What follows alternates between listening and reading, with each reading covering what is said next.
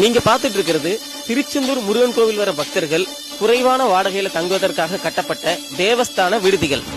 நீங்க நிலாவுக்கே போனா கூட உங்களுக்கு தங்குறதுக்கு ஒரு ரூம் கிடைச்சிரும். ஆனா திருச்செந்தூர் முருகன் கோவில் தேவஸ்தான விடுதிகள்ல சாதாரண மக்களுக்கு ரூம் அவ்வளவு சீக்கிரம் கிடைக்கவே கிடைக்காது.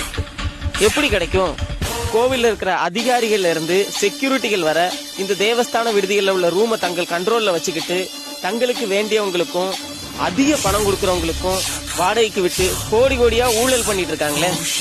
ஒரே ரூம ஒரு நாளைக்கு பல பக்தர்களுக்கு வாடகைக்கு விட்டு எக்கச்சக்கமான கமிஷன் பார்த்துட்டு இருக்காங்க.